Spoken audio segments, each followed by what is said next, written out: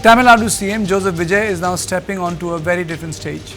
As he engages with national institutions, investors, bureaucracies and coalition partners, the larger question is, can Vijay build a durable model of governance? He seems promising, but there are challenges ahead for the Tamil Nadu CM. Every new government begins with a mandate, but successful governments begin with a mission. The first test for Vijay will be answering a fundamental question. What is the larger purpose behind his administration? Winning power is one thing. Defining what that power should achieve is another. From handling complex policy questions to navigating the everyday grind of files, reviews and implementation, governance demands a different skill set than campaigning. Equally important will be his ability to articulate a long-term vision that inspires confidence beyond electoral slogans and creates a roadmap for this state's future. The second challenge lies in making machinery of government work. Tamil Nadu's economic success has historically depended on a balance between welfare, industry and infrastructure. Any perception of instability can quickly impact investor sentiment. Do you think that honeymoon period for Vijay is over? The challenges are staring at him, or he will still get a long rope, a popular chief minister after a long time? Yeah, he's going to have an extended honeymoon period, Kartikeya, and also given the fact that he's super popular and he surpassed everybody's expectations in the hustings. He's going to have a longer honeymoon period, but concurrently the government challenges are also staring at him. As you mentioned in your initial remarks, the welfare politics of Tamil Nadu over the many decades have been built on industries and infrastructure. If you remember, like the coalition era before the NDA, the Tamil Nadu ministers occupied the industries portfolio and the infrastructure portfolio. T.R. Balu in UPA, Mursali Maran in the Vajpayee NDA, and so on. So there has been a consistent thrust, and that provided for the freebies, the welfare, and the crazy personality politics that actually characterizes Tamil Nadu. Everything was built on that, and that foundation, that edifice, is sort of under question right now. So he has cancelled the expansion of the new airport, the construction of the new Chennai airport, perhaps for right reasons, because there was so much corruption associated with it.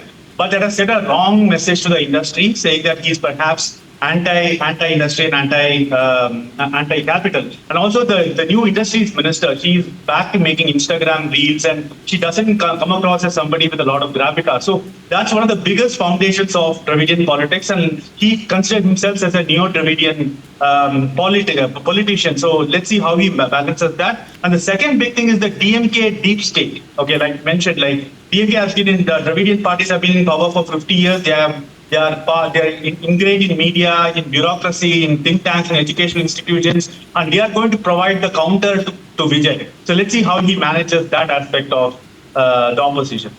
Brijesh, your opening comments, what will be the biggest challenge for Vijay? You know, I was going through my Twitter and I saw that Vijay also has a 29-year-old minister, and that minister was abroad. Pardon me?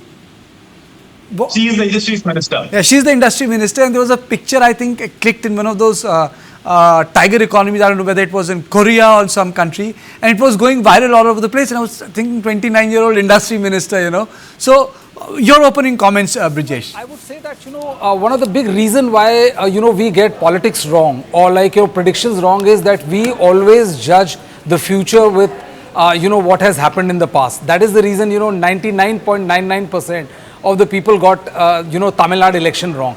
The fact of the matter is that, any chief minister who becomes chief minister for the first time is a novice in the game.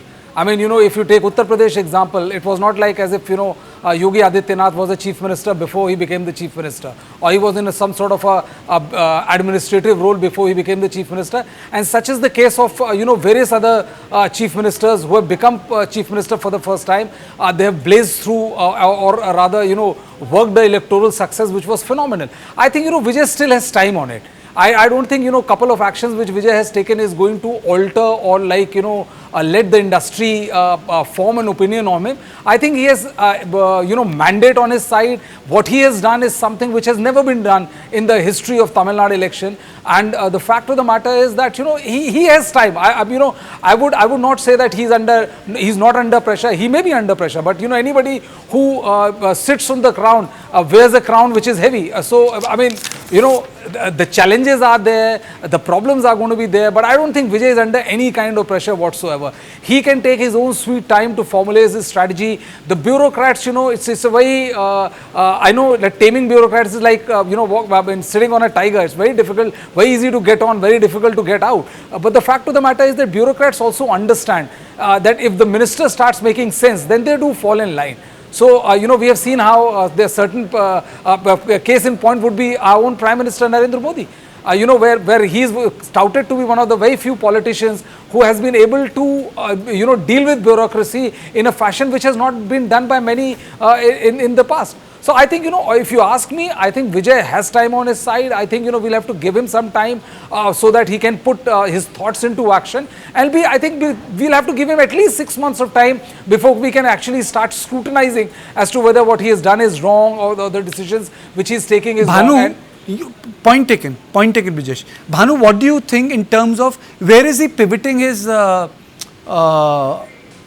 governance point? Like, na khaunga na khane dunga, that was Modi's pivot in 2014. I want your assessment. What is Vijay pivoting right now in Tamil Nadu? See, Vijay we don't have any indications of where he is pivoting so far, because he has been learning the ropes, and apparently he has been hard at work learning the ropes of administration from the bureaucrats and senior officials.